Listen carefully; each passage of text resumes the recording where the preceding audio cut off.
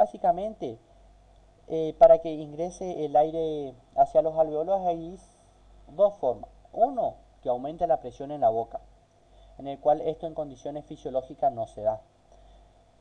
Se puede dar en aquellas enfermedades patológicas en el cual se necesita al paciente que se le haga una inspiración mediante una mecánica ventilatoria, en el cual el aparato lo que hace es sí trabajar a una presión positiva. Por lo tanto, esto no vemos en condición fisiológica. Pero sí en condición fisiológica vemos la disminución de la presión alveolar, que como le dije, esto va a estar básicamente dado por el diafragma, por la contracción del mismo. Vemos que el diafragma va a tener una forma de cúpula y en el cual vamos a tener un radio, que es sumamente importante la conservación de este radio, y un área de aposición, que va a corresponder a la unión de lo que es el diafragma con las costillas vertebrales adyacentes. El diafragma, cuando se contrae, va a descender y va a ampliar. La contracción del diafragma va a permitir lo que sea la disminución de la presión alveolar y la disminución del área de posición va a permitir lo que es el aumento del volumen. Y va a quedar básicamente el diafragma con un menor radio y por lo tanto va a disminuir la presión alveolar, generando el ingreso de ese flujo. El trabajo diafragmático se designa como la presión es 2 por tensión dividido el radio. Por lo tanto, al disminuir el radio va a aumentar la presión y al aumentar el radio va a disminuir la presión. Eso es lo que aclaré recién. Y antes de explicar lo que es esto, vamos a hablar que, por ejemplo, en el efisema vamos a tener una capacidad pulmonar total aumentada, que ya vamos a ver en qué consiste esa capacidad pulmonar, y un volumen residual aumentado. En el efisema es una enfermedad en la cual hay destrucción de los tabiques y hay disminución de lo que sea el tejido elástico pulmonar. Por lo tanto, va a generar un atrapamiento aéreo, que ya vamos a ver en qué consiste, y el radio de este diafragma va a estar disminuido a causa de lo que es, como dije, el aumento de la capacidad pulmonar total. Al disminuir el radio, como vemos, a menor radio, mayor presión, al ser inversamente proporcional, entonces este trabajo diafragmático va a estar alterado. Normalmente es conveniente tener un mayor radio para generar presión. Ahora sí, movimientos paradójicos es cuando el diafragma se encuentra paralizado y en lugar de hacer un movimiento descendente hace un movimiento ascendente. Por lo tanto, aumenta la presión alveolar y va a dificultar la respiración. Continuando, vamos a continuar hablando de los movimientos ventilatorios, ahora la expiración. Vamos a ver que la expiración es un movimiento totalmente pasivo, en el cual consiste en la relajación de lo que es los músculos inspiratorios, o sea, básicamente en un 80% del diafragma, y es cuando vuelve al estado de reposo la bomba tóraco-pulmonar.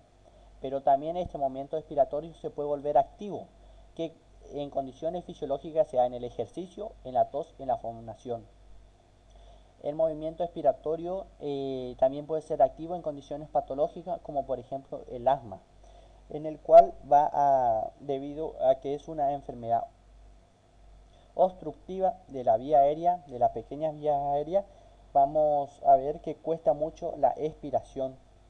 Así el paciente asmático va a tener una capacidad pulmonar prácticamente aumentada a causa del volumen residual. Vamos a continuar. Volúmenes. ¿De qué esto que estoy hablando, capacidad pulmonar y volumen? Vamos a tener que el volumen tibial o volumen corriente es un volumen que se moviliza en la respiración normal. O sea, en estado de reposo movemos el volumen tibial. Volumen de reserva expiratoria va a ser el volumen que se puede expulsar luego de una respiración normal, o sea, luego del volumen corriente. Volumen residual, este que es el que genera el atrapamiento, es el volumen que va a permanecer dentro del pulmón luego de una expiración máxima y forzada. Volumen de reserva inspiratoria es el volumen que se puede inspirar de un volumen corriente, o sea, de un volumen tidal. Capacidades. Vamos a tener que la capacidad vital de una persona es el volumen que se puede movilizar a partir de una inspiración máxima y forzada hasta una expiración máxima y forzada.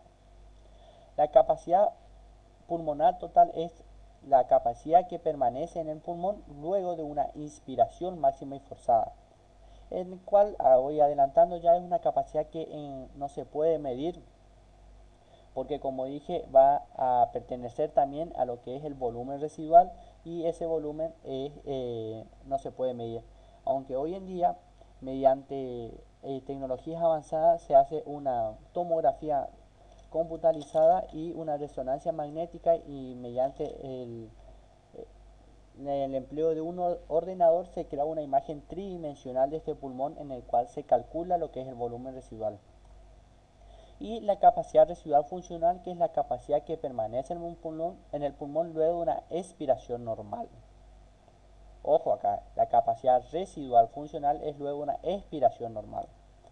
Entonces le traigo este cuadro para tratar de entender de qué se trata esto. Volumen tidial o volumen corriente es el volumen que se puede movilizar en una inspiración, en una respiración normal, o sea, en estado de reposo, y coincide a 500 mililitros aproximadamente. Volumen de reserva inspiratoria es el volumen que se puede inspirar luego de la inspiración del volumen corriente. Volumen de reserva expiratoria es el volumen que se puede expirar luego de la expiración normal, o sea, el corriente. Después hablamos nosotros de lo que es la capacidad vital, que como dije es a partir de una inspiración máxima y forzada hasta una expiración máxima y forzada. Capacidad residual funcional es toda aquella capacidad que queda en el pulmón luego de una expiración normal. Entonces, luego de la expiración normal, voy a tener lo que corresponde al volumen de reserva expiratoria y al volumen residual. Y la capacidad pulmonar total es lo que es de una inspiración máxima y forzada hasta una expiración máxima y forzada, y el volumen residual. Acá, como vemos, estos parámetros se encuentran en rojo porque no son medibles a causa de este volumen residual. Continuamos. Ventilación y espacio muerto. Vamos a ver que la ventilación minuto es el volumen corriente por frecuencia cardíaca. ¿En qué consiste esto? Es el flujo de aire que podemos movilizar en un minuto, y en el cual en condición normal se mide por el volumen corriente, o sea, en estado de reposo. Pero no es tan así. Vamos a ver que la ventilación alveolar es realmente el aire, ese flujo que ingresó en el volumen corriente, pero que realiza hematosis. Como sabemos, hay una pequeña parte de la vía, mejor dicho, una porción considerable de la vía aérea de conducción que no hace hematosis y corresponde a lo que llamamos espacio muerto. Para calcular realmente el aire que hace hematosis, vamos a usar la fórmula: el volumen corriente por el espacio muerto, que aproximadamente coincide, depende de algunos parámetros que ya lo vamos a ver, a 150 milímetros de mercurio. Por lo tanto, 150 mililitros, porque es un volumen. Por lo tanto, el volumen corriente habíamos dicho que se aproximaba a 500 mililitros menos 150, y a eso le multiplicamos por la frecuencia respiratoria. Como dije, el espacio muerto, porción que no realiza hematosis. El cálculo se realiza mediante el método de Froude. Este consiste en una inspiración máxima y forzada de lo que es oxígeno al 100%, y luego se va a expirar en una expiración máxima y forzada, y vamos a ver a que la primera porción que se elimina también tiene oxígeno al 100%, que va a corresponder al espacio muerto. Después la última porción va a empezar a cambiar el contenido, porque ya vamos a tener dióxido de carbono, que proviene de los alvéolos que hicieron hematosis. Anatómicamente que representa las vías aéreas y fisiológica corresponde a los alveolos que no realizaron hematosis. Entonces, espacio muerto anatómico, aquella vías aéreas, y fisiológico, hay una pequeña porción de los alveolos que no pueden realizar hematosis, ya sea o porque tienen mucho aire y poca irrigación, o viceversa, mucha irrigación y poco aire, que ya vamos a ver en qué consiste eso. Mecánica ventilatoria. Vamos a ver que esto concepto hay que saber que es un tejido elástico es aquel que tiende a volver a su estado de reposo, y distendibilidad, que llamamos compliance, es la fuerza que hay que aplicar para sacarlo de su estado de reposo.